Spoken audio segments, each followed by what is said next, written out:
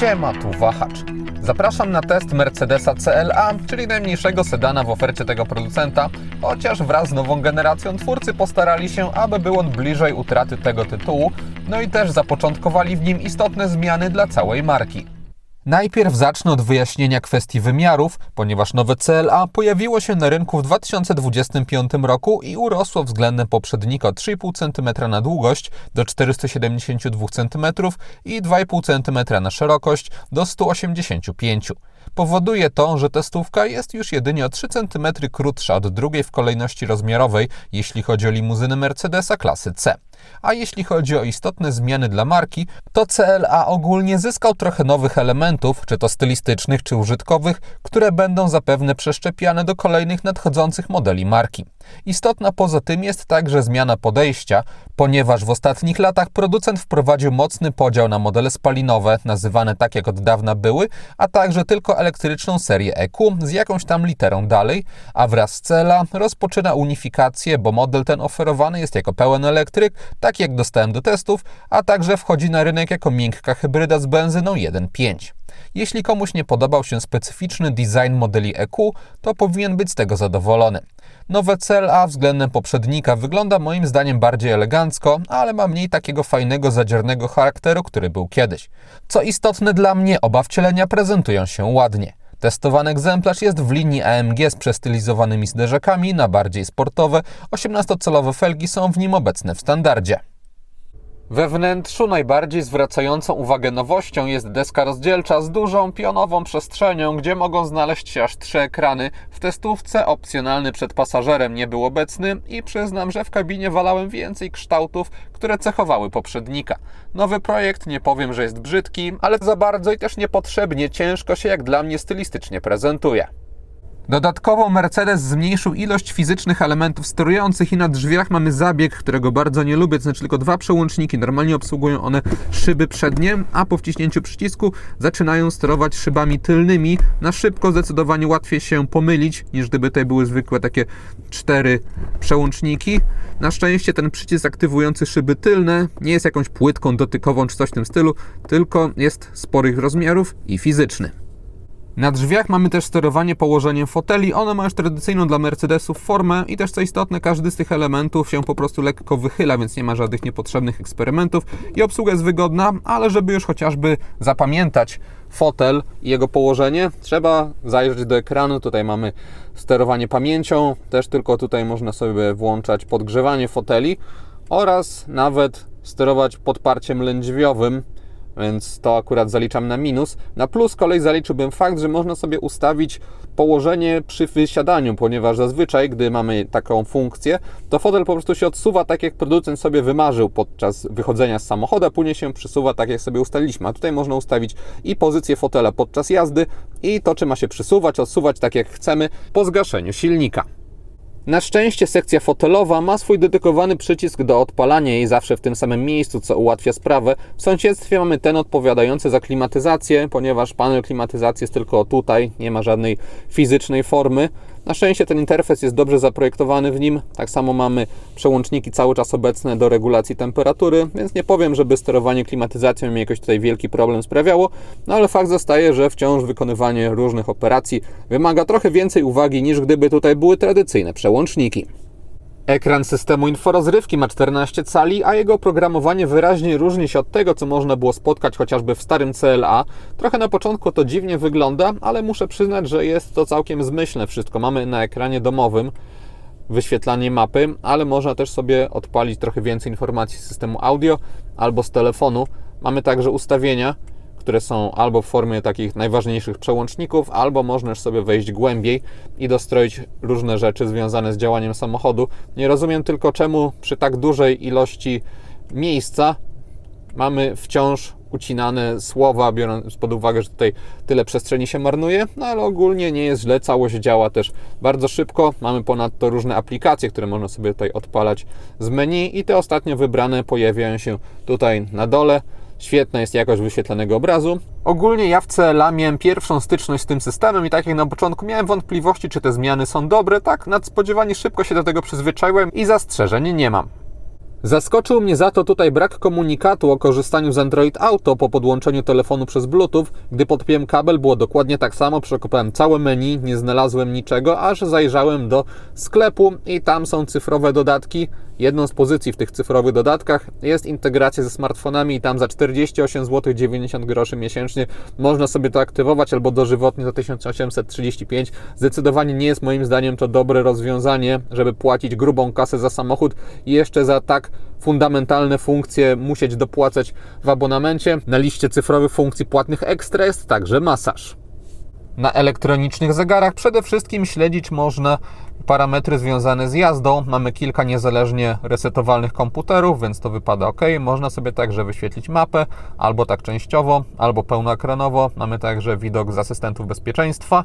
I to by było na tyle. Zatem jak na w pełni elektroniczne rozwiązanie, nie ma tutaj zbyt dużych możliwości personalizacji. W poprzednich rozwiązaniach Mercedesa było tego trochę więcej, ale tutaj skupiono się na tych najistotniejszych rzeczach i to jest dla mnie ok. Zestaw informacji, które się dostaje, jest wystarczające.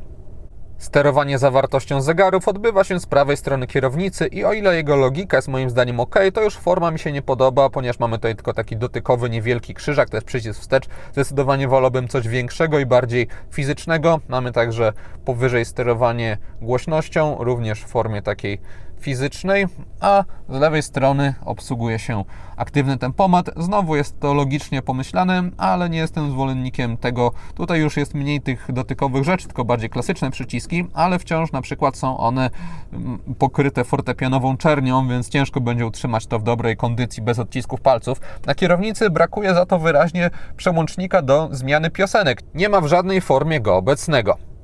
Tym bardziej, że to sterowanie głośnością jest zbyt duże. Przycisk plus minus by wystarczył. Ta belka dotykowa do zmiany takiej płynnej jest niepotrzebna.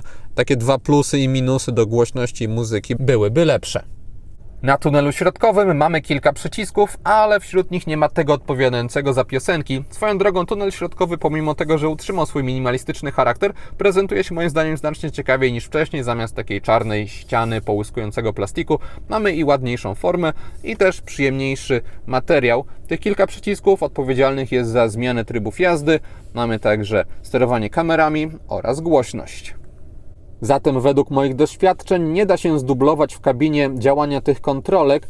Być może jest taka opcja, ale mnie się nie udało jej znaleźć, a przyznam, szukałem bardzo intensywnie, żeby na przykład ten krzyżak jakoś przerobić na to, tak jak było w starszych trochę Mercedesach, no ale nie ma niestety takiej możliwości i jeśli faktycznie nie ma tej opcji, to jest to moim zdaniem duży minus testowanego modelu, jeśli chodzi o obsługę. Przy czym, jeśli ktoś nie chce dotykać ekranu, to może skorzystać również z asystentki. Hej Mercedes, kolejna piosenka. Zrobiłem lekkie cięcie, aby YouTube nie wkurzył się o piosenkę, która odpaliła się i zaczęła grać, no ale jest to potwierdzenie, że ta asystentka działa i działa ok. Głosowo dyktować można także cele w nawigacji albo obsługiwać klimatyzację. Hej Mercedes. Słucham? Ustaw temperaturę po stronie kierowcy na 22 stopnie. Ustawiam temperaturę po stronie kierowcy na 22 stopnie. A opowiedz dowcip. Co robi traktor u fryzjera? Warkocze. Można sobie też z samochodem pożartować, jeśli ktoś gustuje w sucharach. Jeśli chodzi o zdolności ładujące samochodu, to mamy indukcyjną matę na górze tunelu środkowego oraz 2 złącza USB-C na półce na dole. Z tyłu mamy kolejne 2 USB-C. Wszystkie porty na pokładzie podświetlone są na intensywny niebieski kolor, który przyznam nie wiem czemu się tutaj znalazł zamiast na przykład neutralnego białego.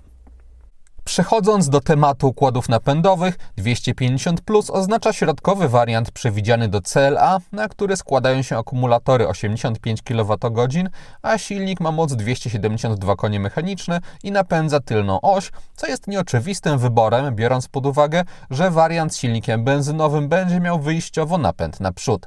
Wracając jednak do elektryków, to w podstawie dostaje się CLA 200 z mniejszymi akumulatorami 58 kWh, mocą 224 koni i też napędzaną tylną osią.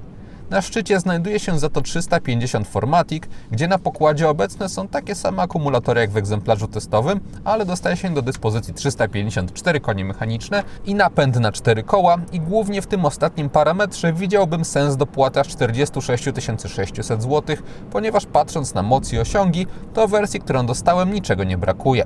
Auto nie ma przymulonego pedału gazu, zatem typowo dla elektryka zapewnia bezpośrednie, powtarzalne i też gdy się wciśnie mocniej, to ostre reakcje. Jak dla mnie większa dynamika w testowanym modelu do normalnej jazdy nie jest potrzebna. A wręcz nawet wersja podstawowa, jak sądzę, będzie wystarczająca. Tam jednak dostaje się znacznie mniejsze akumulatory i o tym trzeba pamiętać. CLA 250+ tak przyspieszy od 0 do setki.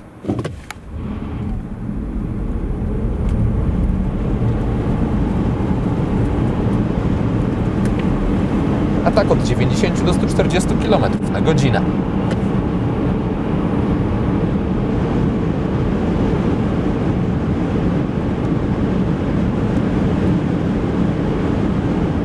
Z kolei większe baterie testowanej odmiany pozwalały mi na przejechanie około 520 km w warunkach miejsko-podmiejskich bez wjeżdżania na drogi szybkiego ruchu. Biorąc pod uwagę, że cały okres testu przypadł na ujemne temperatury, to jest to naprawdę solidny zasięg, zapewniający spory spokój ducha. Składało się na niego średnie zużycie energii w Warszawie wynoszące 18 kWh na 100 km, a także poza miastem 15 kWh. Zasięg wyraźnie kurczy się dopiero na drogach szybkiego ruchu, bo tam przy 120 km na godzinę komputer pokładowy pokazywał 22 kWh, a na autostradzie 28 kWh, zatem wtedy już wchodzimy w mniej komfortowy obszar 300 km. W bardziej ekonomicznej jeździe pomagać ma funkcja rekuperacji energii, którą steruje się w dosyć nietypowy sposób, to znaczy wychylając prawą manetkę przód-tył, normalnie służącą za przełączanie się góra-dół pomiędzy jazdą do przodu i do tyłu. Rozwiązanie to jest nieoczywiste, ale jak dla mnie wygodne. Niestety gorzej oceniam samo odpalanie i gaszenie auta, które jest kontekstowe. To znaczy nie ma takiego tradycyjnego przycisku startera. Oznacza to, że gdy się wsiądzie i włączy tryb D, to od razu wszystko się aktywuje, a gdy stanie i naciśnie tryb P, to się wyłącza. Przy takim normalnym użytkowaniu nie zwraca to specjalnie uwagi, ale wolałbym mieć jednak też do dyspozycji taki tradycyjny, dający większą kontrolę chociażby nad światłami tryb. Wracając do rekuperacji, to ma ona kilka poziomów i jednym z nich jest inteligentny, który działa jak dla mnie bardzo fajnie. To znaczy, gdy radar nie wykrywa przed samochodem innych pojazdów, to po puszczeniu gazu testowany Mercedes zaczyna się po prostu toczyć, a jako że opory układu napędowego są w nim minimalne, to prędkość spada powoli. Z kolei, gdy wykryje inny pojazd, to dostosowuje rekuperację, aby utrzymać odpowiednią odległość od niego aż do pełnego zatrzymania. Działa to zatem trochę w stylu aktywnego tempomatu, ale bez konieczności go odpalania i bardziej uniwersalnie. Podoba mi się także kilka wskazań, które znalazły się w menu elektrycznym samochodu, to znaczy od razu zobaczyć można możliwą do uzyskania prędkość ładowania, a także temperaturę akumulatorów, zatem parametry, które u konkurencji nie są zbyt często ujawniane kierowcy. Przy wspominanych warunkach zimowych CLA mogłem ładować poprzez złącze CCS z maksymalną mocą około 130 kW, a przy 80% wciąż wynosiła on około 100 kW. Wypada to zatem znacznie gorzej niż w przypadku deklarowanych przez producentę 320 kW, niemniej jednak od 27 do 80% naładowałem się w 25 minut, więc nie było źle. Z kolei ładowanie prądem zmiennym może mieć maksymalnie moc 11 kW i wtedy trzeba poświęcić około 9 godzin. Cennik Mercedesa CLA różnicowany jest przez układy napędowe, później linie stylistyczne, a na koniec głównie stopień rozbudowania pakietów wyposażenia.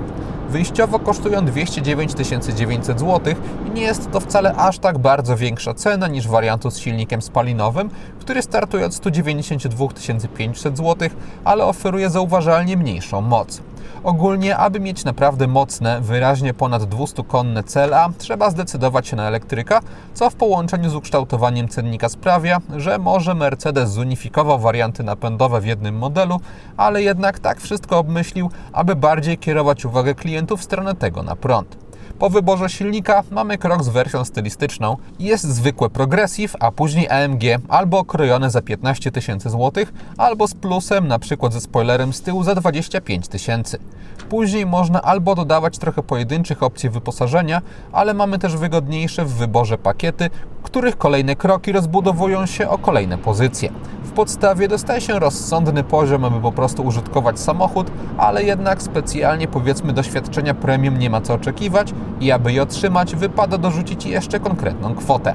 Testowany egzemplarz doposażony został w większość rzeczy, które do CLA zostały przewidziane, wliczając w to najwyższy pakiet opcjonalny za 28 000 złotych, chociażby z audio firmy Burmester czy matrycowymi światłami LED i jego cena stanęła na około 290 000 złotych.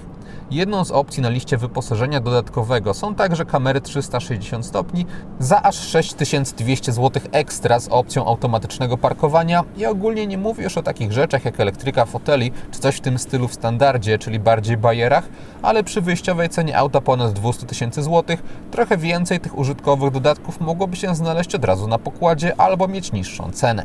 Kamery na szczęście oferują naprawdę dobrą jakość i sporo możliwości dostrajania widoków. Jedynym wyraźniejszym minusem jest zbytnie rozciąganie obszarów po bokach kadru w tylnej kamerze. Też tylko kamera tylna jest realnie moim zdaniem na pokładzie Mercedesa CLA niezbędna, ponieważ w tym modelu można usiąść nisko, ale nie jakoś ekstremalnie, więc nawet wtedy wyczucie nadwozia do przodu jest rozsądne, a z tyłu mamy do czynienia z typowym sedanem, to znaczy niewidoczną klapą bagażnika i tam asystenci mocno się już przydają. Pod kątem właściwości jezdnych testowany model na mnie zrobił dobre wrażenie. Niższe nadwozie punktuje i zapewnia dobrą stabilność na zakrętach. Mamy też tutaj nie jakiś sportowy i może bardzo wyrazisty, ale przyjemny układ kierowniczy z dobrą precyzją i wygładzonymi reakcjami. Zmieniając parametry jazdy na sportowe, można dostroić jego pracę i trochę zwiększyć stawiany opór, co jest moim zdaniem tutaj optymalne. Niestety samochód po każdym odpaleniu silnika wraca na ustawienia komfortowe. Zawieszenie ma podobny charakter, to znaczy dobrze wypośrodkowany, zatem na jakieś odprężające i pewne pokonywanie kolejnych kilometrów CLA nadaje się bez zarzutu. Myśląc o testowanym modelu w podobnej konfiguracji co testowa, też w wariancie 250+, można pomyśleć również o wzięciu go w leasing operacyjny w ofercie partnera Wahacz TV firmy Carlis Polska za 3168 zł miesięcznie. Rata taka możliwa jest przy 20% wpłacie własnej, 4-letnim okresie i 30% wykupie końcowym, a wpisując w uwagach do zamówienia Wahacz Free można mieć darmowy transport wybranego auta. Link do oferty wrzuciłem w opisie filmu. Dekoracyjne oświetlenie we wnętrzu CLA ma styl typowy dla Mercedesów z ostatniego okresu, to znaczy wyrazisty i z intensywnymi kolorami. Można je sobie modyfikować, ale nie ma już takiego motywu jak kiedyś był, że one się na bieżąco zmieniały. Nie można też niestety wybierać wielokolorowo sobie niezależnie i samemu. Góry dołu można kolorystykę modyfikować tylko, jeśli zdecydujemy się na wybór jednej barwy. Jasność można już rozdzielać pomiędzy górną część oraz dolną, a instrumenty pokładowe podświetlone zostały na kolor biały, neutralny i optymalny moim zdaniem, biorąc pod uwagę z czym można go połączyć. Te dekoracyjne elementy naprawdę fajnie moim zdaniem się prezentują. Wiadomo, że nie każdemu taki neonowy klimat przypadnie do gustu, no ale można to wszystko sobie uspokoić, ale jeśli ktoś lubi, to też znajdzie żywą kolorystykę. Z przodu w testowanym modelu najbardziej zwraca uwagę to, co dzieje się pomiędzy lampami, ponieważ tam mamy podświetlane logo i też drobne gwiazdki. Ogólnie nie jestem fanem tego typu zabiegów, wciąż zdecydowanie wolałbym, aby była to opcja dla chętnych z możliwością wyłączenia.